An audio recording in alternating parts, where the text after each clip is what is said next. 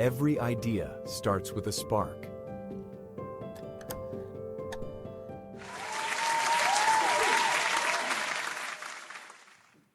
Who remembers the Dr. Seuss book, Green Eggs and Ham? For those who forgot, the book is focused on Sam I Am trying to convince the main character to try green eggs and ham. Towards the end of the book, Sam I Am makes his final attempt. You do not like them, so you say. Try them, and you may. Try them, and you may, I say. It turns out the main character really liked them. I do so like green eggs and ham. Thank you, Sam I Am. I love that book. I love reading it to my kids, not only because it's fun, but it teaches a lesson. Whenever they're reluctant to try new foods, such as beets or squash, I remind them, remember, green eggs and ham. I think a lot of us can either remember ourselves at the time or know some young kids that just want their comfort foods. And when they do this, we recognize they're missing out on so much simply because they don't want to try something new. As adults, we've experienced all the delicious foods because at one point, we tried something new. So my question today is, are there other parts of your life where you are still in your comfort zone? For example, you may have a successful career, but how many different roles have you tried? I am sure you've got great friends, but how many new people do you truly get to know each year? In college, I was definitely in my comfort zone.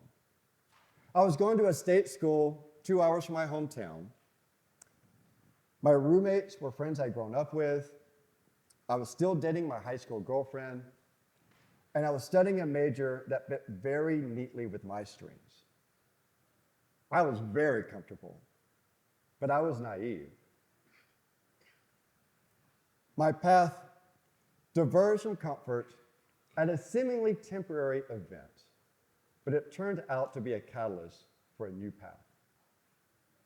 In college, I was looking for summer internships and had a couple of options that could not have been more different. The first was with a small company in my small hometown and a very predictable role. It would have been the easy path.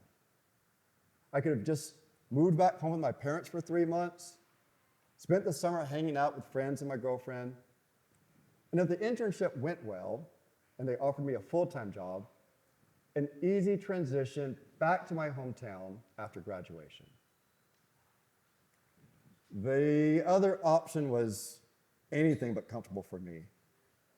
I would have to move to the big city of Birmingham, Alabama, where I didn't know anyone. I didn't know how to find an apartment for 3 months, and I really didn't even understand what I would do in that role.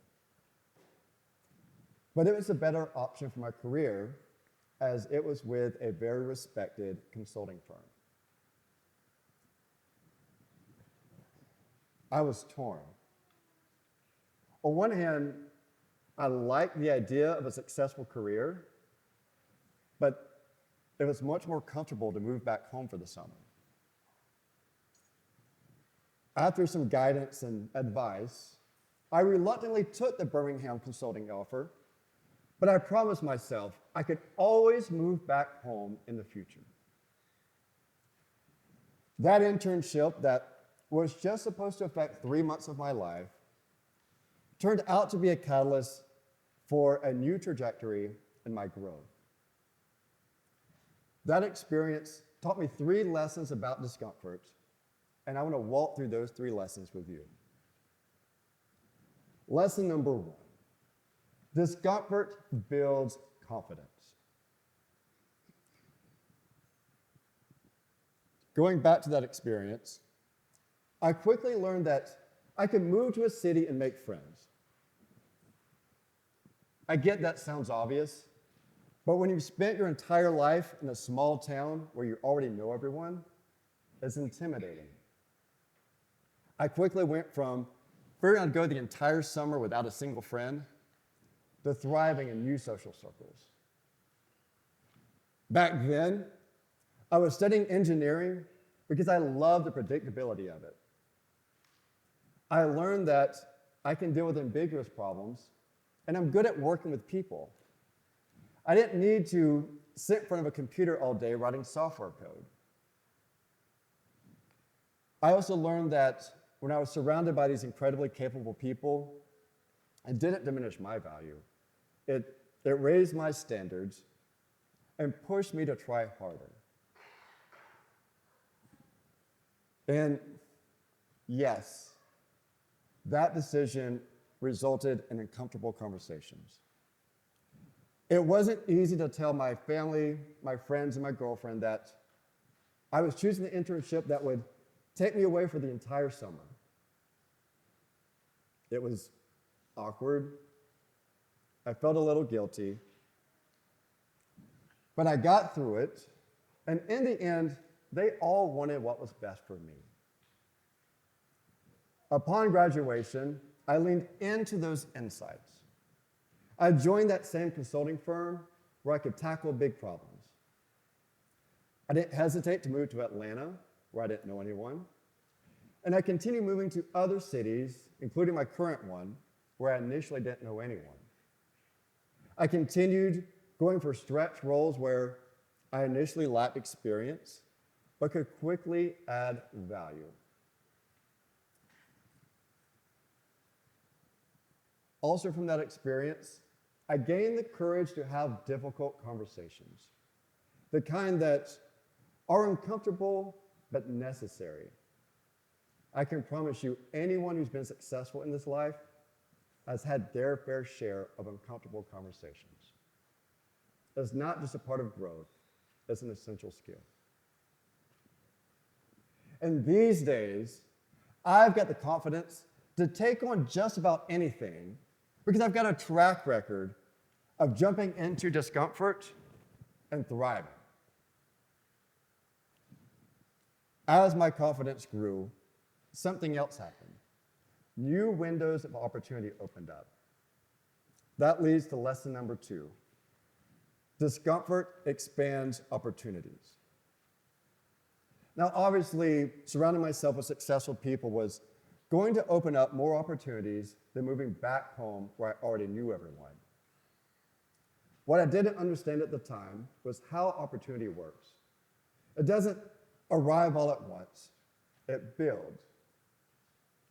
That consulting job was important because I was building real skills that would be valuable for future roles.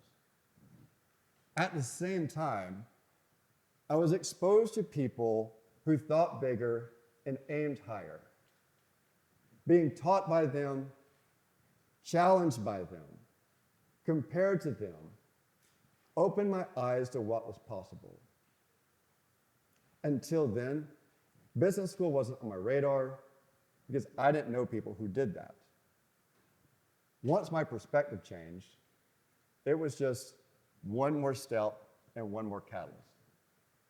Business school led to an investor side position and an executive position at a technology firm.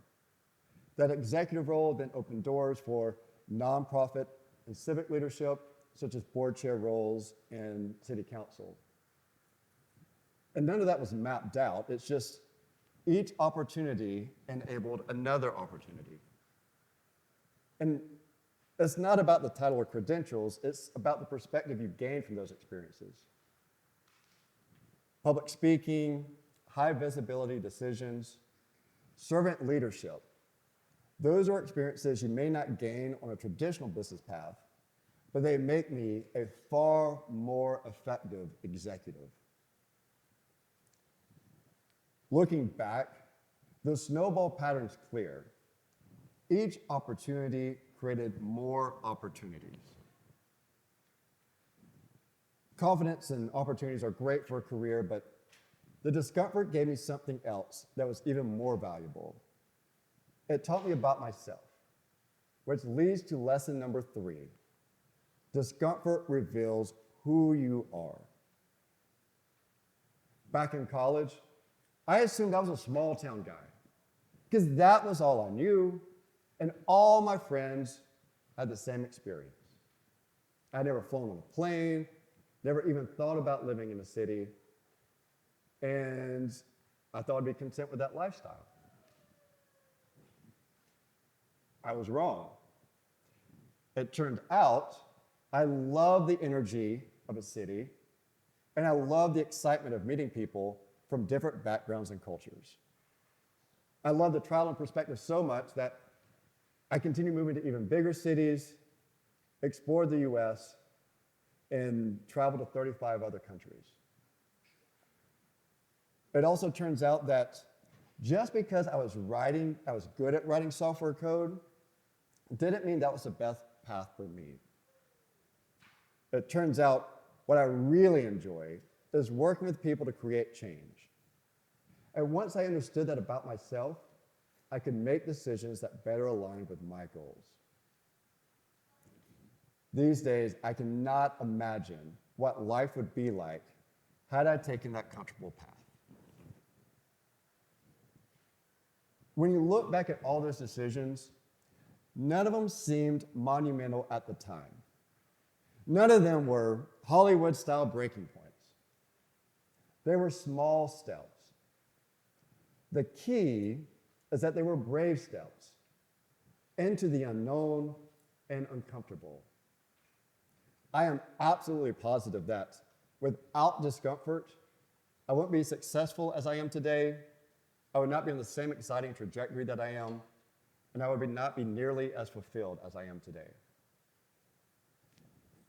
To be clear, I am not a motivational guru. I am a normal person who has learned through experience and maybe a little advice from Dr. Seuss books. And just like when my kids only want their chicken nuggets and mac and cheese, I realized how naive I was back then, and I want to help others step out of that bubble. The idea I want to share is that discomfort is a compass to growth and to seeing what is possible in your life. I hope everyone leaves here today looking for opportunities to get out of your comfort zone, whether that's going somewhere new instead of your usual spot, meeting new acquaintances rather than the same conversations, or maybe it's tackling something difficult at work that seems intimidating. When you feel pulled towards comfort, remember, discomfort is where you grow. And if you need a little nudge, just remember this. You do not like discomfort, so you say. Try it, and you may. Thank you.